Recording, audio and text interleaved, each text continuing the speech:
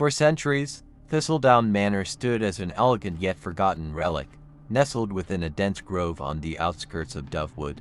The villagers knew of its past, a place once filled with laughter, grandeur, and warmth, now left to decay under the weight of time. But among the whispers of those who had dared visit its grounds, one rumor persisted. A kind ghost named Eliza haunted the manor. Eliza had been the daughter of the last owners, tragically passing from a mysterious illness at the age of 23. Gentle-hearted and generous in life, she remained so in death, protecting those who wandered into her home. Stories of her sweet presence abounded, a soft, invisible hand guiding a lost child to safety, the faint scent of lavender filling the air before someone tripped, only to catch themselves. Eliza was loved even in her ghostly state, a benevolent spirit amidst the shadows. One evening, curious and drawn by the legend, a group of local teenagers decided to visit the manor. Among them was Evelyn, a quiet girl with a deep connection to the spiritual world. She had always believed in ghosts but had never encountered one, so the chance to meet Eliza excited her more than it frightened her. As the group made their way through the overgrown garden and into the dilapidated halls of Thistledown, Evelyn couldn't shake the feeling that they weren't alone. She whispered Eliza's name into the musty air, half hoping for an answer. The atmosphere inside was eerie but peaceful. Moonlight seeped through cracked windows, illuminating faded wallpaper and dusty furniture. The group laughed nervously as they explored, calling out to Eliza, hoping for some sign. Evelyn, however, was drawn to the grand staircase, a place often described in the local lore as where Eliza lingered most. As she ascended the stairs, Evelyn felt a cold draft brush past her. She stopped, heart racing, and looked around. Then, faintly, she heard a soft, mournful sigh, as though someone long forgotten was close by. Swallowing her fear, Evelyn whispered, "Eliza." To her shock, a translucent figure appeared at the top of the stairs. It was a young woman, dressed in an old-fashioned gown, her long dark hair cascading over her shoulders. Her face was kind yet sorrowful, her eyes deep with a sadness that seemed centuries old. "Hello," the ghost said softly, her voice almost like a song carried on the wind. Evelyn gasped but did not flee. She recognized Eliza immediately and felt a strange sense of comfort. The ghost smiled, a gentle curve of the lips that made Evelyn's tension melt away. "Are you Eliza?" Evelyn asked. The ghost nodded. "Yes. You are very brave to come here, child." Evelyn felt a warmth in her chest, despite the cold around them. She had so many questions, but sensed that Eliza had limited time. "Why are you still here?" she asked gently.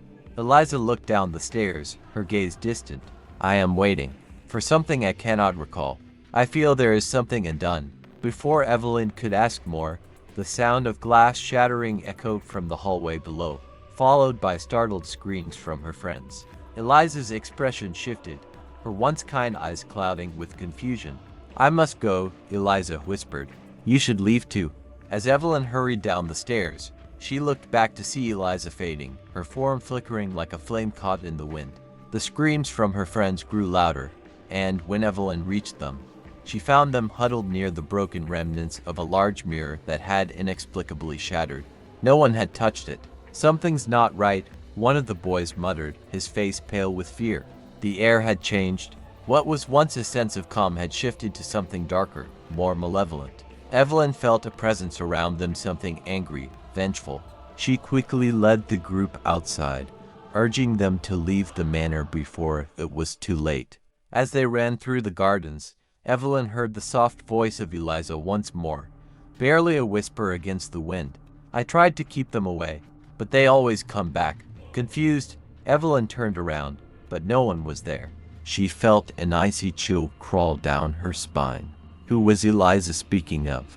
Later that night, unable to sleep, Evelyn found herself thinking about Eliza's words. What was the kind ghost hiding? And who or what was she trying to protect them from? That was when she noticed something strange. Beneath the folds of her jacket, a small object had appeared in her pocket. She hadn't placed it there, but somehow it had found its way to her. She pulled it out and gasped. It was an old locket, tarnished with age, its chain broken. When she opened it, she found a portrait of a man, his features sharp, his eyes cold and calculating. But there was something else. In the back of the locket, hidden beneath the portrait, was a faded piece of parchment with a single word scrawled in delicate, hurried handwriting. Asterisk, asterisk, beware. Asterisk, asterisk. Evelyn stared at the locket, her heart pounding with a mixture of fear and curiosity. What had Eliza been trying to warn her about? And why had she given this to her? As she lay in bed that night, her thoughts racing, she realized that Eliza's kindness might have only been a facade for something far darker, something she had yet to uncover. And deep in her heart, she knew one thing for certain: whatever it wasn't finished with her yet. The mystery of Thistledown Manor was far from over. Evelyn couldn't sleep. The locket felt heavy in her hand, as though it were more than a simple piece of jewelry. The man's portrait inside seemed to leer at her, his cold eyes following her every movement. She closed the locket quickly, but even then, she couldn't shake the sense of foreboding it brought. The next morning, Evelyn decided she needed answers. Armed with curiosity and a growing sense of dread, she headed to the Dovewood Library, a place known for its extensive local history archives. She spent hours poring over records, trying to trace the origins of the locket and the man inside. The name Thistledown appeared frequently in old newspapers, recounting stories of balls, celebrations, and high society. But there were also darker mentions, tragedies, deaths, and disappearances linked to the manor. It was in one particularly old newspaper clipping from the late 1800s that she found the first real clue. The article spoke of a man named Edgar Thorne, a guest at Thistledown Manor who had vanished without a trace during a grand gala. There were whispers of foul play, but no evidence had ever been found. Edgar had been a suitor of Eliza's, and many believed he had planned to propose to her that night. Yet, after his disappearance, nothing had been the same at the manor. Eliza had fallen ill shortly after, her health declining rapidly until her untimely death. The more Evelyn read, the more it seemed that Edgar Thorne had been the trigger for the darkness surrounding Thistledown Manor. But why had he disappeared? And why had Eliza become so haunted by his absence? As she was about to give up, Evelyn noticed a name scrawled in the margin of one of the articles. Harriet Gray, a supposed psychic who had been called to investigate the manor years after Eliza's death. Intrigued, Evelyn looked up records of Harriet's findings, only to discover that they had been sealed away under strange circumstances. The records were marked with a warning asterisk, do not open unless necessary. Her curiosity got the better of her. After much convincing and a little charm, Evelyn persuaded the librarian to let her see Harriet Gray's notes. They were scattered and fragmented, written in a rushed, almost frantic hand. Harriet had reported strange occurrences at Thistledown. Voices whispering in the dark, shadowy figures looming just out of sight, and most disturbingly, the sensation that something malevolent lurked beneath the manor's surface.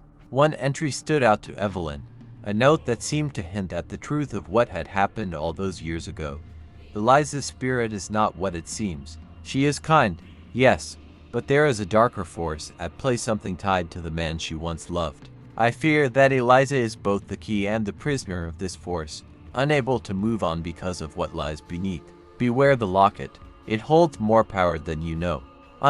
Chilled, Evelyn snapped the notebook shut. Harriet had been right. There was something wrong with the locket, something beyond Eliza's control. And now that it was in Evelyn's possession, it seemed to be calling her back to Thistledown. That night, unable to resist the pull of the mystery any longer, Evelyn returned to the manor, this time alone.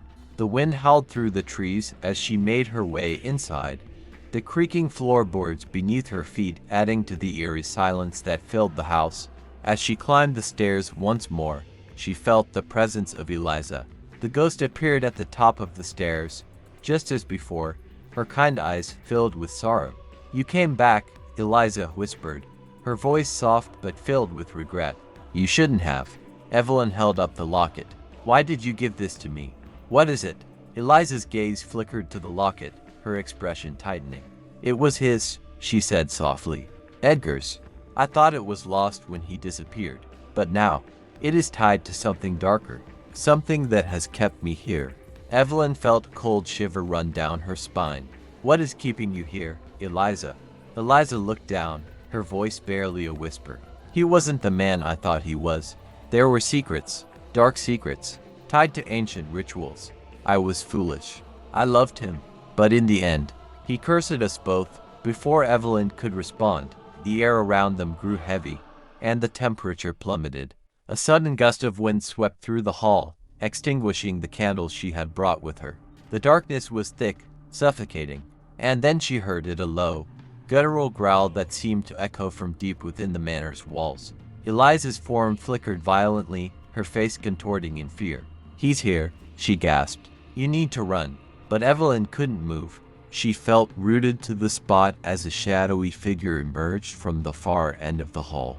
It was tall, its form almost human but distorted, with elongated limbs and a face that seemed to shift and blur. Its eyes, however, were unmistakable, cold, calculating, and filled with malice.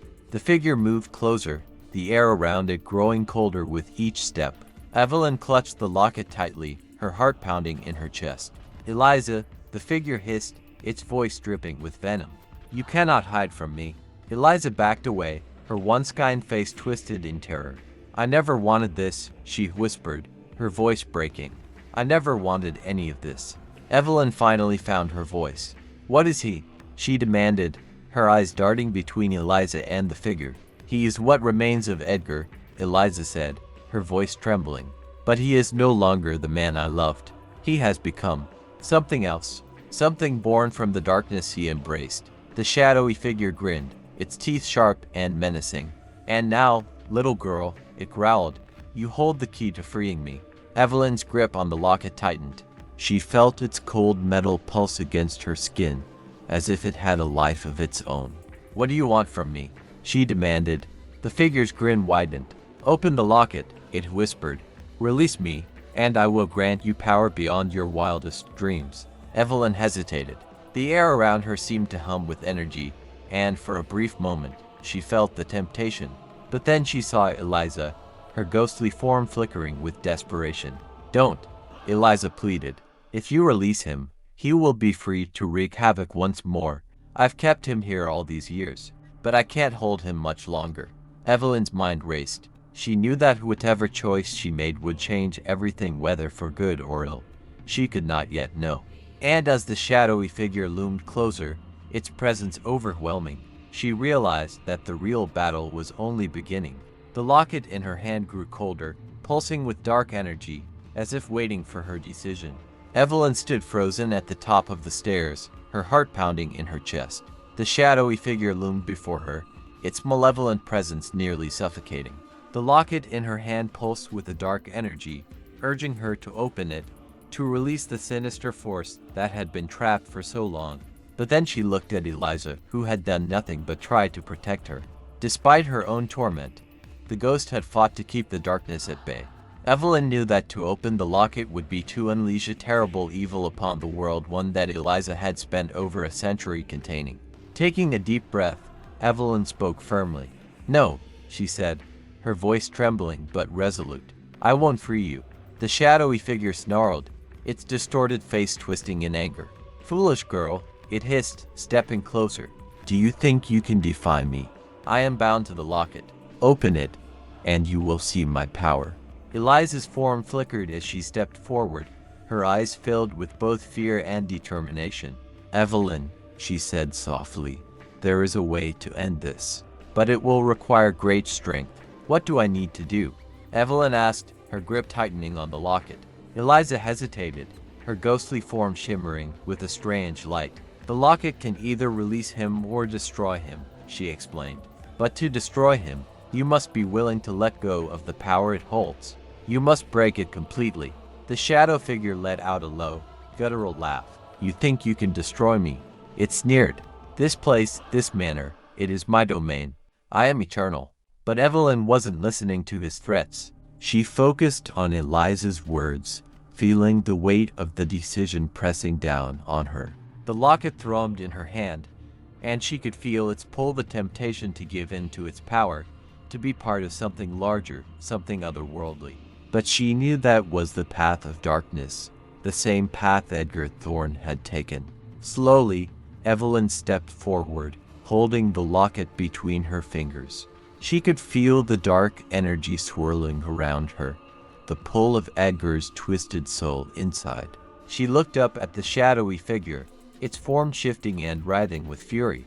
"I won't let you harm anyone else," Evelyn said, her voice steady now. "It ends here." With all her strength, she raised the locket above her head and, before the shadowy figure could react, slammed it down against the stone floor. A deafening crack echoed through the manor as the locket shattered into pieces. For a moment, everything was still, the air thick with tension. Then, a blinding light erupted from the broken locket, engulfing the entire room in a brilliant, radiant glow. The shadowy figure screamed in agony, its form contorting and shrinking as the light consumed it.